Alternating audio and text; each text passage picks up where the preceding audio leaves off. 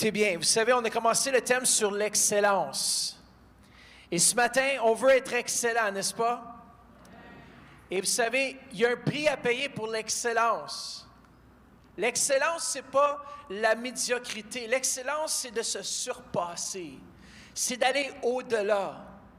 La médiocrité, c'est faire juste, c'est ni bon, c'est ni mauvais, c'est bas. Dis c'est bas. Ça, c'est ça la médiocrité. C'est pas bon, c'est pas mauvais, c'est juste bas, c'est passable. Mais Dieu nous appelle à être excellents dans tout ce qu'on entreprend en tant qu'enfant de Dieu. Je ne vous parle pas de la perfection ici, je vous parle de l'excellence. Et on sert un Dieu excellent. Et pour ça, je veux le remercier. Dans 2 Samuel, chapitre 22, verset 32, le début du passage, ça nous dit « Les voies de Dieu sont quoi? Parfaites. Les voies de Dieu sont... » Ah, ben j'ai besoin de votre enthousiasme ce matin, là. Les voies de Dieu sont... Attends, les voies de Dieu sont... Ah, c'est un peu mieux, ça pourrait être encore mieux, mais c'est bien, c'est un peu la médiocrité, ça s'en vient. Les voies de Dieu sont... Yes, les voies de Dieu sont... Hey, moi, je me rappelle, quand j'étais jeune et je jouais au football, on avait les cheerleaders qui étaient sur les côtés, là. Et tous les gars sur l'équipe, on dirait que tu joues un petit peu plus fort.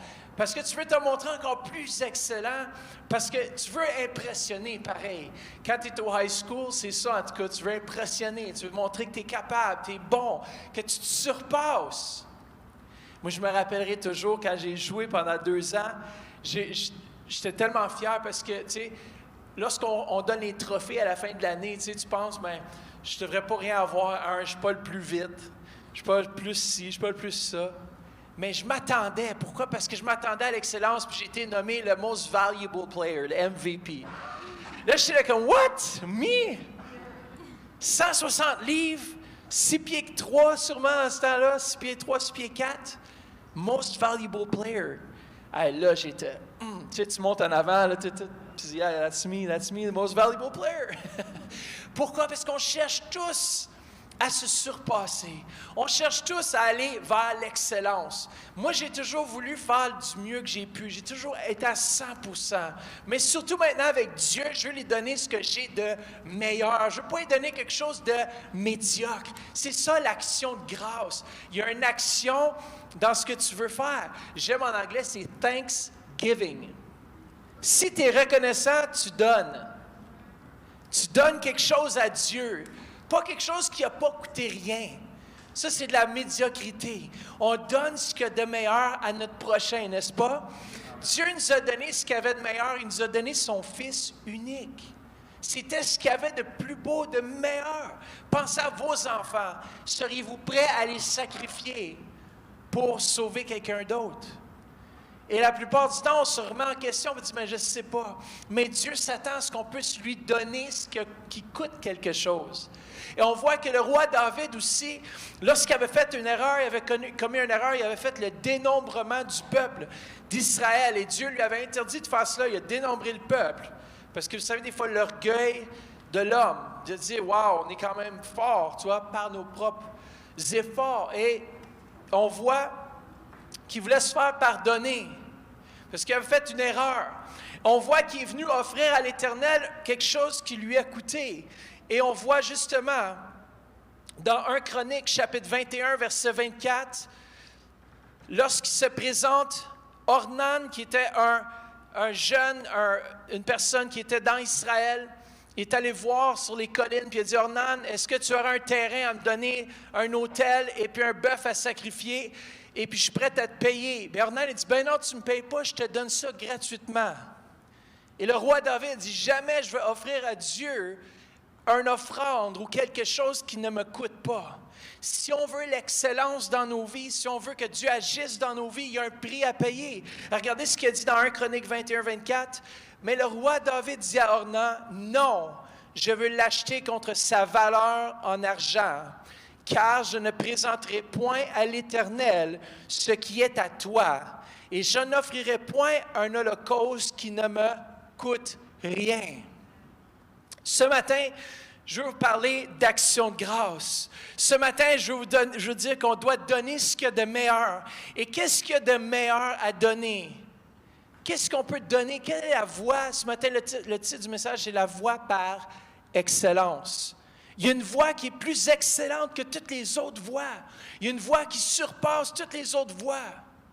L'apôtre Paul nous dit, même si j'ai la foi pour transporter les montagnes, même si je brûlerais mon corps, même si je donnerais mon corps pour être brûlé, même si j'avais tous les dons, tous les mystères, toute la connaissance, il y a une voie par excellence. Et on démarre ce matin dans 1 Corinthiens chapitre 12, verset 31, dans la parole vivante, qui est le verset clé pour ce matin. Aspirez aux dons les meilleurs et les plus utiles d'entre eux. Pour cela, je vais vous indiquer, dites ensemble, la voie par excellence. La voie par excellence, celle qui surpasse toutes les autres. Et on sait que si on continue, parce qu'on lit ce passage qui suit au verset 1er du chapitre 13, c'est l'amour. On voit qu'on continue, que si tu brûles ton corps, si tu fais toutes ces choses, mais si tu n'as pas l'amour dans ton cœur, ça ne sert d'absolument à rien. Et ce matin, lorsqu'on est passionné par quelque chose, on va passer à l'action pour une chose. Ça veut dire qu'on aime. Là où est ton cœur, là aussi sera quoi? Ton trésor. L'inverse, hein? Là où est ton trésor, là aussi sera ton cœur. Non, c'est l'inverse. Là où est ton cœur, là aussi sera ton... C'est l'inverse. Là aussi... Aïe, aïe, aïe, on va le lire ensemble, bibliquement. Merci de me reprendre. Matthieu 6, 21, car là où est ton trésor, là aussi sera ton cœur. Yes, on a inversé ce matin, mais peu importe, ça revient un peu à la même chose. Là où est ton cœur, là où est ta passion? Où est ta passion ce matin? Tu vas te diriger, tu vas avoir une action qui va accompagner ça. Combien d'entre vous, vous aimez les sports? Oui? Souvent, lorsqu'on est passionné de sport, on est passionné peut-être de véhicules. Il y en a qui sont peut-être passionnés par les véhicules. Il y a des gens qui sont passionnés par les véhicules, les voitures rapides et tout ça. Yeah, mais tu vas faire tout dans ton pouvoir. Et si on dit, tu aimes les véhicules, tu dis, il y a une course de voiture à 2 minutes de chez toi, tu vas tout faire, tu vas y aller, même si c'est 1 heure, même si c'est 5 heures. Si tu es un mordu, puis il y a ton courseur favori qui est là, je peux te garantir, tu vas te déplacer, tu vas prendre une journée de congé, il y a un prix à payer pour lequel les choses qu'on est passionné. Et la passion se transmet en action, il y a une action. Et lorsqu'on aime, on agit. Il y a une action qui correspond. J'ai beau dire à ma femme que je l'aime, mais si jamais s'il n'y a pas d'action qui accompagne mes paroles, ça ne sert absolument à rien. Si j'aime, je passe à l'action, je fais quelque chose, j'ai un acte concret. Et c'est pour ça, lorsqu'on est reconnaissant de ce que Dieu a fait, on se déplace le dimanche matin, lorsqu'on pourrait rester au lit, on se déplace, puis on vient dans l'assemblée, puis on vient passer du temps avec les frères et les sœurs, puis on vient entendre sa parole. Lorsqu'on est passionné, on se déplace. Lorsqu'on n'a plus de passion, lorsqu'on n'a plus d'amour, on ne se déplace pas. Lorsque notre feu il commence à diminuer, mais on n'aime plus les choses de Dieu, on fait d'autres choses. Alors moi, je veux vous encourager que votre amour ne se diminue pas pour notre Dieu Tout-Puissant dans tout ce qu'on entreprend. Amen? Comment? L'amour, Arnold Toynbee a dit ceci, l'amour est le seul pouvoir spirituel, je dis bien spirituel, capable de vaincre l'égocentrisme inhérent à la vie. L'amour est la chose qui rend la vie possible ou même tolérable.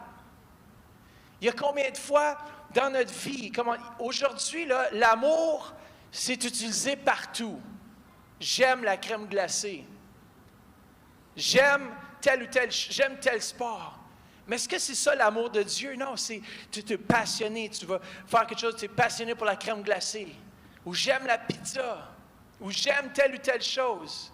L'amour, c'est pas des fois ce qu'on pense. On utilise le terme amour pour la rattacher à plusieurs choses. On pense que c'est les feux de l'amour d'après-midi, là, où est-ce qu'on regarde les soaps, mesdames, là, les soaps Young and Restless. Là, c'est pas ça l'amour. La prétendue nouvelle moralité accrut vraiment la confusion en déclarant qu'il n'y a pas d'absolu dans notre monde, à l'exception de l'amour, et que tout ce qui est fait dans l'amour doit être juste. Maintenant, aujourd'hui, la nouvelle mode, c'est qu'on dit, si je le fais par amour, c'est correct. Mais tu peux aimer le péché aussi. Est-ce que ça rend le péché bien? Non. La seule chose qui demeure, c'est cet amour que Dieu est venu répandre dans nos cœurs par son Saint-Esprit, l'amour qu'on a les uns pour les autres. Un message simple ce matin, mais difficile des fois à saisir dans son entièreté. Regardez bien, la première chose, c'est aimer Dieu. Combien d'entre vous aimez Dieu? Mais vous savez que c'est difficile d'aimer Dieu qu'on ne voit pas. Des fois, est-ce que vous êtes déjà arrêté? Moi, j'ai déjà questionné plein d'affaires dans le christianisme, je suis honnête. Tu sais, des fois, quand tu es en avant, puis de l'extérieur, si tu n'as pas un amour sincère pour Dieu, puis tu tapes tes mains dans le vide pour une chanson, tu lèves tes mains. Pourquoi tu lèves tes mains? Parce que j'abandonne ma vie en Dieu, je l'adore, il est digne de louange, mais pensez logiquement. On ne le voit pas, Dieu, mais il nous promet qu'il est là. Il nous promet qu'il est là. Puis des fois, c'est difficile, c'est par la foi qu'on croit qu'il est là. Puis qu'est-ce qu'il a fait dans nos vies? Mais lorsque la Bible dit « aime Dieu de tout ton cœur », c'est que le dimanche matin, je me lève et je vais aller louer Dieu avec le peuple de Dieu. Le dimanche matin, j'ai préparé mon offrande, j'ai préparé ma dîme et je m'en viens à l'église parce que j'aime Dieu et je veux lui donner ce qu'il y a de mieux. Pas quand on aime quelqu'un, on donne ce qu'il y a de mieux, n'est-ce pas? Tous les offrandes dans l'Ancien Testament, on voit que c'était de donner à Dieu ce qu'il y a de meilleur, pas les restants. J'ai besoin de votre encouragement ce matin. On ne donne pas les restants à Dieu, on donne ce qu'il y a de meilleur à Dieu parce qu'on l'aime. Mais regardez, il y a une clé essentielle, c'est qu'on aime Dieu pour une cause seulement, et on le retrouve dans 1 Jean, chapitre 4, verset 10. Ce n'est pas nous qui avons aimé Dieu, c'est lui qui nous a aimés d'abord. Le simple fait que moi j'étais perdu, j'étais dans le monde et que Dieu m'a vu dès la fondation des temps, même lorsque j'étais dans le sein de ma mère, il avait conçu, il avait prévu ce temps aujourd'hui que je serais pour être debout devant vous en octobre 2019 pour prêcher la parole. Même quand j'étais un pécheur, Dieu me voyait, il voyait ma vie. Moi, je suis tellement reconnaissant aujourd'hui envers Dieu que je n'ai pas été là où est-ce que tous mes amis ont été. J'aurais pu finir en prison, j'aurais pu finir avec un overdose, j'aurais pu finir avec vraiment beaucoup plus de troubles, mais Dieu m'a vu et il m'a aimé tellement qu'il m'a attiré à lui parce que Dieu m'a aimé en premier, j'ai pu l'aimer en retour. Et lorsqu'on pense à notre témoignage, c'est que Dieu nous a vus. Dieu est venu nous visiter. Dieu est venu nous voir. On a eu quelqu'un qui nous a parlé de Dieu. On a eu quelqu'un qui a prié pour nous. Moi, je remercie Dieu pour mes parents parce que lorsque je n'étais pas un cadeau, ils ont prié pour moi. Lorsque je n'étais pas aimable, ils ont prié pour moi. Ils ont dit, Seigneur, touche mon fils. Une femme qui était une femme d'exemple, qui aimait Dieu, c'était ma grand-mère. Elle m'épatait toujours avec sa prière. Elle aimait tellement Dieu. Tout ce qui sortait de sa bouche, c'était l'amour. Moi, je me rappelle, elle montait à la fête des mères ici, puis elle dit, moi, j'aime tout le monde. Vous vous en souvenez de ça? Je ne sais pas si... Mais moi, j'aime tout le monde. Et ça a été tellement un bon témoignage pour moi de l'amour de Jésus-Christ. Lorsque Dieu touche ta vie, tu peux aimer en retour. Non seulement tu peux t'aimer toi-même, mais tu peux aimer Dieu et tu peux aimer ton prochain. Moi, je trouve ça tellement beau, les gens qui disent que j'aime, même si tu me fais du mal, je t'aime. Elle dit, j'aime même mes ennemis. Comment? Ça, c'est seul l'amour de Dieu, parce que selon les standards de ce monde, qui n'étaient pas un standard d'excellence, tu ne peux pas aimer tes ennemis. Tu hais ceux qui te haïssent. Mais avec Dieu, tu aimes ceux qui t'haïssent. Wow, ça c'est fort, hein? Tu as besoin d'un amour surnaturel qui vient dans ton cœur par le Saint-Esprit pour pouvoir aimer même ton voisin. La deuxième chose, c'est aime ton voisin. On doit aimer notre Voisin, tourne-toi à ton voisin et dis « Je t'aime ».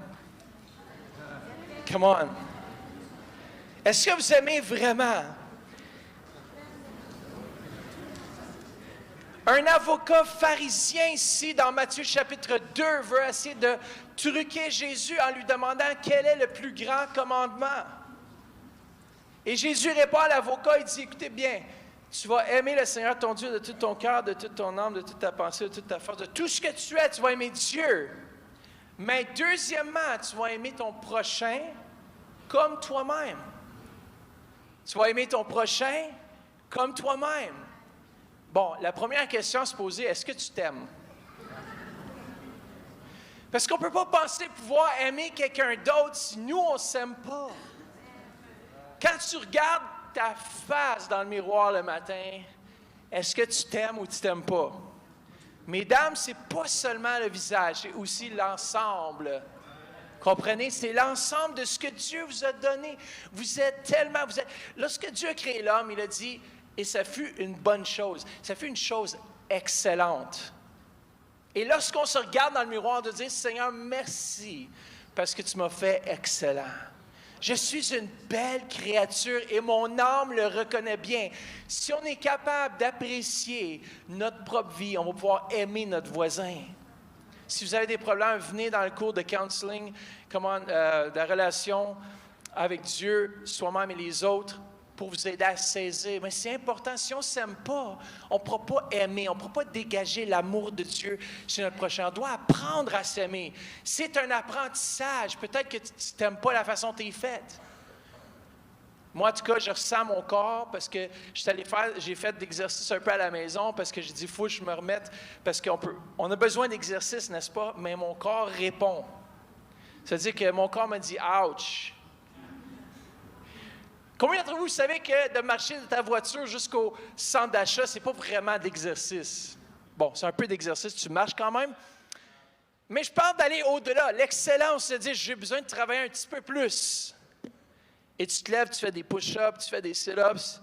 Après ça, il y a un répondant. Ça veut dire que ton corps, il dit si oui, tu es en forme ou non, tu n'es plus en forme. Alors, tu dois t'aimer assez toi-même pour prendre soin de toi-même. Mais aussi, tu dois aimer ton prochain. Combien d'entre vous, vous aimez, si on pourrait mettre les marques? Il y a différentes marques. Et différentes marques suscitent quelque chose en nous de bien ou de mauvais. Hein? Moi, j'aime beaucoup les Mac, par exemple. Et puis, on dit toujours, once you go Mac, you'll never go back. Une fois que tu as un Mac, tu ne vas pas retourner en arrière. C'est comme le salut en Jésus-Christ. Tu ne veux plus retourner à la... Non. Bon, ils ne m'ont pas payé pour dire ça. Ce serait bien parce qu'on pourrait faire un partenariat. Un beau Maxi. Peu importe. La marque suscite quelque chose de bien ou de pas bien.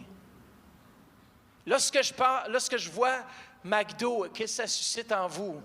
Un sentiment de bien-être ou un sentiment de... Mais la marque d'une chose va susciter... Tu dis, wow, ça, c'est vraiment une bonne marque. Est-ce que vous savez qu'il y a des marques, c'est des contrefaits ou c'est des fausses marques? Ils mettent juste l'emblème, mais ce n'est pas la même chose. Si on dit que tu peux acheter des souliers Nike à 20 pièces, pose-toi avec des grandes questions. N'est-ce pas? C'est un contrefait, ce n'est pas la même chose.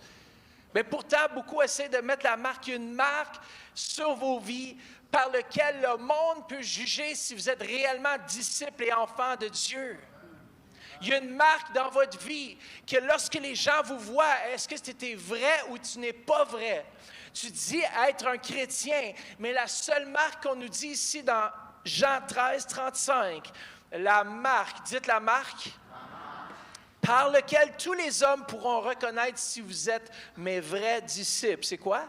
C'est l'amour que vous aurez les uns pour les autres. Sans cette marque, selon 1 Corinthiens 13, ça dit « Je ne suis rien ». Et le prochain verset « Et cela ne me sert de rien ». Wow, écoutez, si je n'ai pas cette marque ou cette enseigne que les gens, lorsqu'ils vous demandent, ils peuvent voir dans votre vie l'amour que vous avez pour eux. Est-ce que vous avez de l'amour pour votre voisin? Est-ce que vous avez de l'amour pour moi? Est-ce que vous avez de l'amour pour votre conjointe, votre conjoint? Si vous avez de l'amour pour votre conjoint, votre conjointe, regardez-la dans les yeux maintenant et dites, chérie, je t'aime vraiment selon l'amour de Dieu. Wow, il y en a qui sont... C'est peut-être difficile, je t'aime, mon amour. Est-ce que tu aimes vraiment? Est-ce que l'autre a de la valeur? Comme j'aime bien ce que... Le dernier point ce matin, c'est de pratiquer l'amour. Comment qu'on peut faire pratiquement pour pratiquer cet amour? Francis Schaeffer dit, à son autorité, il donne au monde, écoutez bien, le droit de juger si vous et moi sommes des chrétiens nés de nouveau, sur la base de l'évidence de notre amour envers tous les chrétiens. Comment?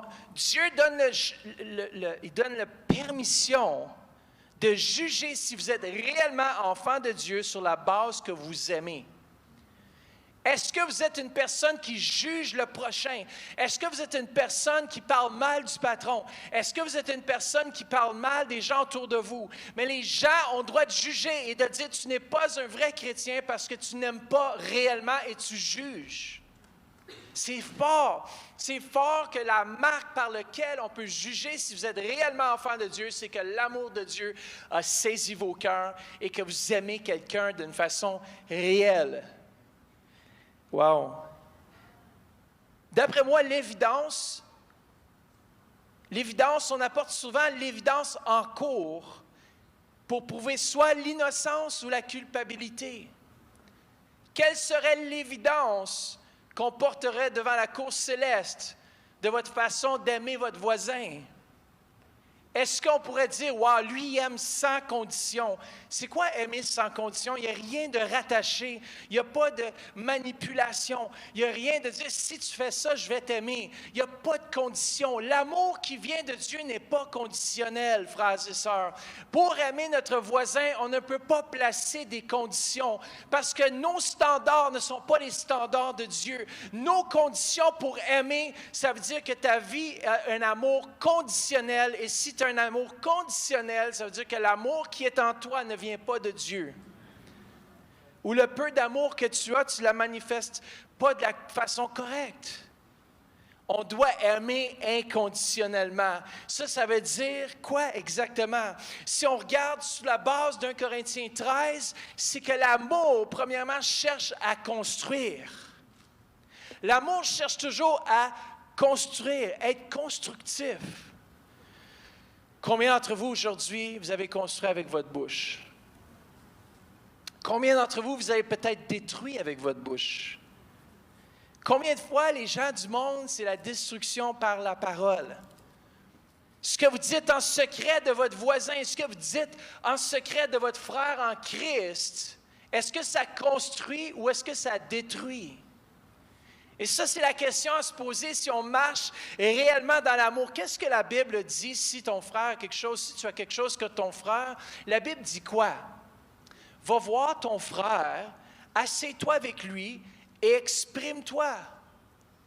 Comment? Si vous avez quelque chose contre moi, s'il vous plaît, j'espère que vous allez venir me voir. Si vous avez quelque chose contre votre épouse, je prie que vous ayez le courage de vous asseoir avec elle et de lui dire. Si, mesdames, vous avez quelque chose contre votre mari, j'espère et je prie que vous allez vous asseoir et vous allez le dire de façon constructive. Le mois prochain, on va étudier les relations. Novembre, décembre. Et on va apprendre que souvent dans les conflits, il y a 3 réactions. Soit on gèle, soit on va fuir, ou soit on va se battre. 3 réactions. Mais moi, je prie qu'on va s'aimer tellement, Denis, qu'on va se pardonner et qu'on va chercher à construire avec notre bouche. Comment? Est-ce qu'on peut entendre un amen sur la construction de notre prochain? Est-ce qu'on peut s'engager comme Église à être une Église qui construit au lieu de détruire? C'est trop facile la destruction parce que le diable est celui qui vient détruire. Il vient pour égorger, voler et quoi? Et détruire. Sa langue, c'est comme une langue de vipère. Sa langue, c'est celle qui cherche, pas ce qui va bien, mais qui cherche ce qui ne va pas bien dans ta vie et qui va le pointer, jusqu'à temps que tu n'aies plus d'espoir aucunement à changer ou à améliorer. Il y a une différence entre une critique constructive, celle qui est là pour construire ton voisin, pour l'encourager au changement, mais il y a toujours un espoir rattaché avec ça qui vient avec la parole. Si la parole, elle vient de Dieu dans ton cœur pour ton prochain, c'est qu'avec sa parole, il va avoir l'espoir d'un changement. Lorsqu'il n'y a plus d'espoir, ça c'est le jeu de l'ennemi. Ça c'est lui qui sème des choses pour te détruire, pour dire tu n'es pas assez bon, tu n'es jamais assez bon. Et lorsqu'on commence à utiliser la même langue, c'est qu'on s'aligne avec la voie de la destruction. Moi, je veux qu'on soit une Église qui valorise. Deuxièmement, ne cherche pas à se faire valoir. Évite de blesser et de, quoi? Scandaliser. J'aime ça. Aimer, ce n'est pas insister sur ses droits. Combien d'entre vous, vous insistez à avoir raison? Je veux vous dire une chose. J'aime bien ce que Mamadou Karambiri dit. Lorsque ta femme commence à te crier après ou commence à être un peu méchante, messieurs, la meilleure chose à faire, ce n'est pas d'argumenter. J'ai raison, toi, tu n'as pas raison, c'est moi qui ai raison. Il dit, embarque-toi dans la chambre de bain, commence à prier en langue. Parce que la bataille ne vaut pas la peine. Comment faire toujours valoir son point de vue n'est pas nécessairement une bonne chose. C'est bien d'exprimer ce qu'on ressent, mais lorsque ça devient le ultimatum, ça devient le summum de tous les dialogues, que seulement toi tu as raison, c'est que tu n'as pas connu l'amour de Dieu. Ne cherche pas à se faire valoir, c'est-à-dire se faire valoriser, de se faire dire, mais c'est moi, regarde-moi, moi je suis bon, moi je suis extraordinaire, regarde ma vie, moi je suis capable de marcher sur les eaux, moi je suis capable de guérir les malades, moi je suis capable de faire ci, moi je suis capable de faire ça, mais toutes ces choses-là, c'est super bien.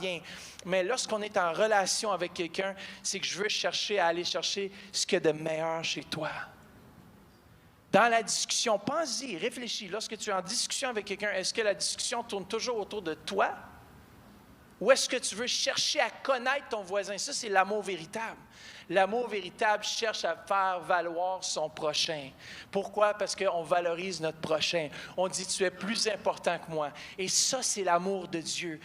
Frères et sœurs, si on aime réellement, c'est qu'on va chercher à valoriser notre prochain. Dans ce jour d'action, de grâce, de remerciement, on peut remercier Dieu pour notre voisin. Mets la main sur l'épaule de ton voisin et dis, je remercie Dieu pour toi. Yes. L'amour n'est pas irritable et ne s'aigrit pas contre les autres. Il n'est pas susceptible. J'aime bien la prochaine. Ne médite pas, l'amour ne médite pas le mal. Qu'est-ce que je pourrais bien faire, lui? Lui, il me fait quelque chose, check bien ça. La vengeance va être réelle, frères et sœurs. Combien d'entre vous, vous avez un peu un caractère un peu vengeur? Non? Je suis seul ici. Moi, je me rappelle, quand j'étais avec mon frère, là, c'était toujours une vengeance démesurée, genre. Je me rappelle, même avec des gens de cette église, tu sais, quand j'étais plus jeune aussi, je me rappellerai Dave Falardeau une fois. Il m'avait versé de l'eau sur la tête. J'étais pas content. C'est mon beau-frère aujourd'hui, je l'aime à 100%, il est excellent. Il m'a versé de l'eau sur la tête chez nous. J'avais du Coke bleu. Vous en souvenez, le Coke bleu? Le Coke, tu sais, à un moment donné, une période de temps, il y avait du Coke bleu, là. Coca-Cola bleu. Bon, peu importe, il était bleu. J'ai ouvert la canne, j'ai dit, tout mon tabarnouche, je me versé de l'eau sur la tête, j'ai versé toute la canne de Coke bleu partout sur lui, dans ma maison. Vengeance démesurée! Ne médite pas de faire le mal. Quand on te fait quelque chose de mal, est-ce que tu médites comment je peux lui remettre le coup?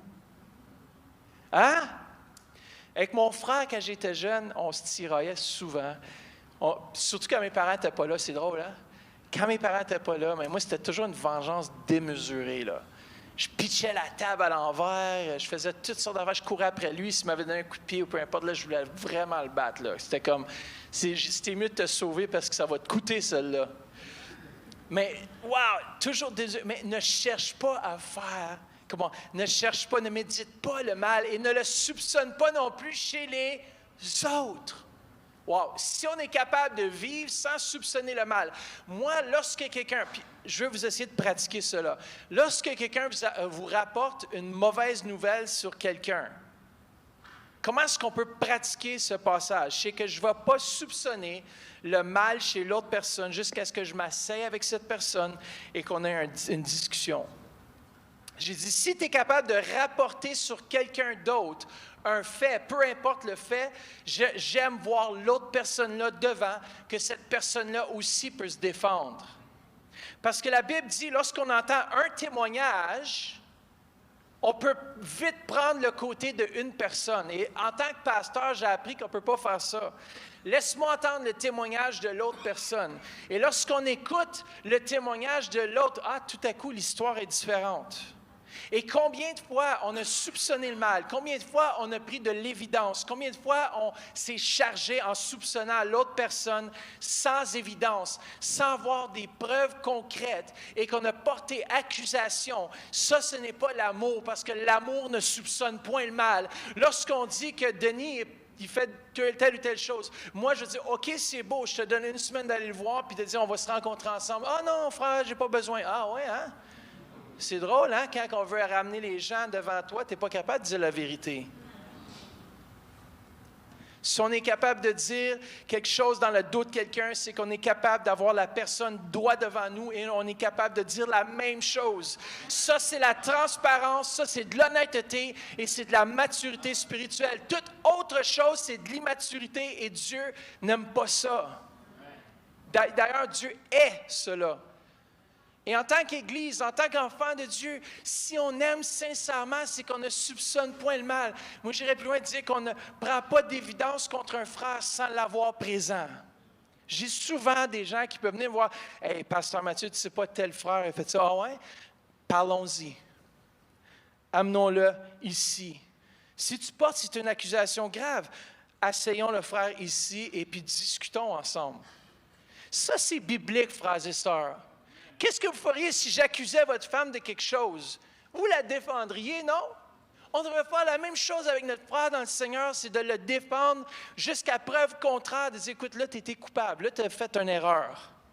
Mais jusqu'à temps qu'il n'y ait pas de preuve contraire et que la personne accusée n'accepte pas les torts, tu ne peux rien faire. Tu ne peux pas dire, oui, il l'a fait, là.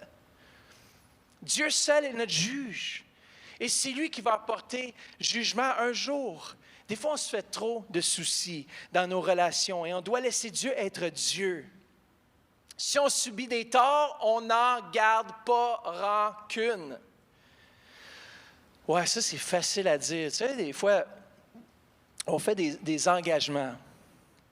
Hein? Lorsqu'on s'est marié pour le meilleur et pour le pire, frères et sœurs, la journée la pire va peut-être un jour arriver. Je ne dis pas ça pour être prophète de malheur. Hein. Je vous dis que le jour va arriver où est-ce que vous dites, ouais, là, c'est pas le meilleur des jours, mais j'ai décidé qu'aujourd'hui, je vais t'aimer, peu importe. Je retourne à mon engagement original. Je t'aimerai jusqu'à ce que la mort nous sépare. Frères et sœurs, c'est trop facile d'abandonner. C'est trop facile de dire « j'abandonne tel frère ». Moi, je suis un pasteur, je ne veux pas voir les gens partir. Je ne veux pas voir les gens tomber. J'aime les gens. Je veux que les gens ils soient transformés, renouvelés, changés, bâtis dans sa présence. C'est le désir de mon cœur. L'amour couvre tout. D'ailleurs, ça dit aussi, l'amour couvre quoi? Une multitude de fautes. Quand un frère fait plein d'erreurs, c'est pas de dire, man, tu fais tellement d'erreurs. C'est trop facile. C'est évident, quoi. S'il fait des erreurs, il fait des erreurs. Mais l'amour va dire, je vais couvrir.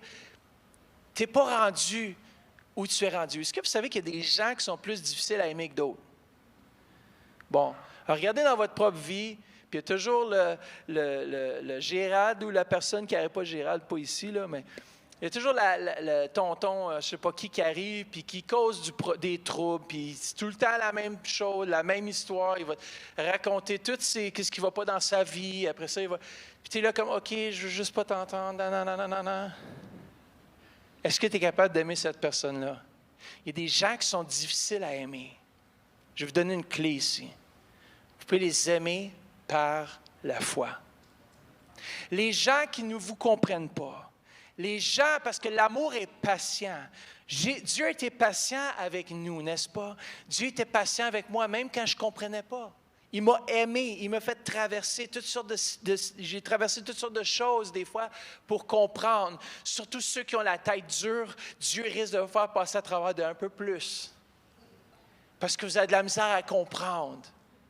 Mais c'est correct. Vous savez-vous quoi? Moi, je prie que j'ai la même patience qui était en Jésus avec ses disciples. Lorsque Pierre a manqué le but, lorsque Pierre a renié Jésus, qui était le premier prédicateur au jour de la Pentecôte? C'était l'apôtre Pierre. Il aurait pu choisir un autre, dit, man, toi, tu n'es pas parfait, mais son amour était tellement grand qu'il a couvert ses fautes. Il a dit, même si tu as des fois le pied dans la bouche, je vais t'aimer, je vais t'utiliser, je vais prendre le peu que tu as et je vais le multiplier. Et c'est ça l'amour de Dieu, c'est que ça va te voir, ça va aller te chercher là où tu es. Et on va pas regarder ce que tu fais de mal, mais on va commencer à glorifier, on va commencer à construire selon ce que tu fais de bien. Comment je veux construire une église qui encourage. Si vous êtes une église qui construit avec votre bouche, c'est que vous êtes une église qui aime vraiment.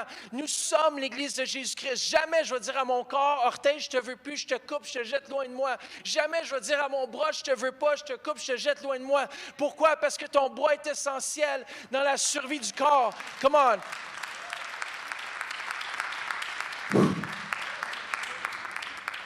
Merci d'encourager. L'amour souffre, endure et pardonne. Le mot endurance, man, que c'est beau. Êtes-vous capable d'endurer les fautes? Passe par-dessus les fautes d'autrui. Ah, merci Seigneur Jésus que tu as passé par-dessus mes fautes, mes manquements. Et lorsqu'on est réellement comme Jésus, lorsqu'on est réellement transformé à son image, on commence à mettre en application cet amour qui pardonne tout, qui couvre tout. Ça ne veut pas dire qu'on est ignorant, parce que couvre tout, des fois on se dit, mais là, c'est quoi ça? Tu couvres même si une personne est dans l'erreur. Oui, tu l'aimes pareil. Aimer par la foi. Je veux vous encourager. Dis à quelqu'un, aimer par la foi. Vous êtes à la maison présentement, on va vous dire c'est quoi aimer par la foi. À quoi ressemble aimer par la foi? Ça, c'est une technique aussi que j'ai appris récemment d'aimer par la foi. J'ai trouvé ça tellement bon. Alors, regardez, premièrement, pour aimer par la foi, on doit prier sincèrement pour l'autre personne ou l'autre personne avec laquelle on est en conflit. Si vous aimez réellement et que l'amour de Jésus-Christ est dans votre vie, vous allez prier pour cette personne-là. Combien de vous avez déjà fait ça?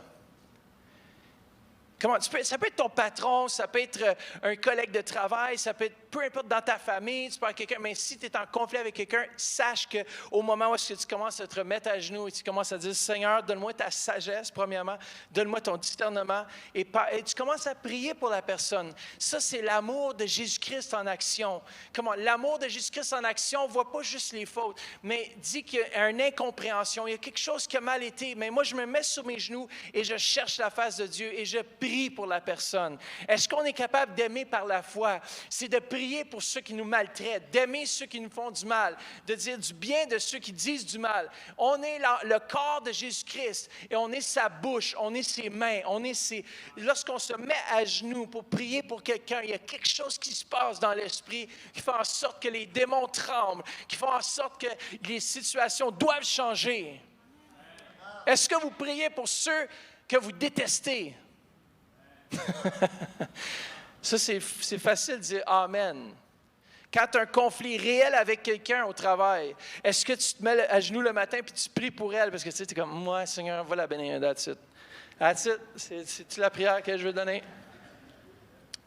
Il y a des gens, tu dis, ça ne vaut pas la peine que je prie même pour cette personne-là parce qu'elle vaut pas la peine. Dans le fond, c'est que l'amour, lorsqu'il est sincèrement, réellement en toi, c'est que peu importe, tu vas aimer ceux qui ne sont pas aimables. Ceux qu'on méprise, ceux qu'on met de côté, tu vas prier pour eux. Parce que la prière a un effet boomerang. Vous avez déjà joué avec un boomerang? Ça revient. Lorsqu'on prie pour quelqu'un, la faveur nous revient. Lorsqu'on prie pour quelqu'un, comme on dit, aimer par la foi. Deuxièmement, pour aimer par la foi, on doit dresser une liste des qualités de la personne. Là, tu dis, pasteur, là, c'est fort. OK. Quand quelqu'un te fait quelque chose de mal, la première chose que tu veux faire, c'est d'écrire une liste des choses qui ne vont pas, n'est-ce pas? Tu ne veux pas établir une liste des qualités, tu veux établir une liste de ce qui ne va pas. C'est trop facile, c'est trop évident. Fais une liste des qualités de la personne. Vous êtes toujours là? Quand quelqu'un vous fait du mal, priez pour lui, écrivez une liste des qualités de la personne. Quand la personne ne vous aime pas, priez pour la personne jusqu'à ce que... Aimer par la foi, c'est de aimer même quand tu ne vois pas ce que tu voudrais aimer. Puis peut-être que ce que toi tu vois n'est pas ce que Dieu voit non plus dans la vie de la personne. Alors, aimer jusqu'au bout. Moi, je vais aimer jusqu'au bout. Je vais être un témoignage parce que l'amour ne meurt jamais. Comme en 1 Corinthiens 13:8, ça dit, l'amour ne meurt jamais. Les prophéties disparaîtront. Les langues cesseront. La connaissance disparaîtra, mais l'amour ne meurt jamais. Lorsqu'on va passer à l'éternité, l'amour continue. Alors, il vaut mieux apprendre à aimer ici-bas. Comme ça, lorsqu'on arrive l'autre bord, on n'a pas des grandes leçons. Oui, il y en a qui vont apprendre au ciel. Toutes les leçons que tu n'as pas apprises ici-bas, tu vas les apprendre. Puis peut-être la personne qui va t'enseigner, c'est la personne que tu ne voulais pas qui t'enseigne. Comment, peut-être que ton voisin a saisi quelque chose que tu n'as pas saisi. Père, merci. Merci qu'on saisit ta volonté. Père, merci qu'on aime, même ceux qui ne sont pas aimables. Ceux qu'on pourrait même dire qui sont, qui ne valent pas la prière, qui ne valent pas qu'on fasse une liste de qualités, qui ne valent pas qu'on prenne le temps, qu'on établisse avec eux. Comment Dieu veut nous aimer. Une équation utile à retenir, c'est que une vie moins l'amour égale 0. Une vie sans amour ne vaut absolument nada. Rien.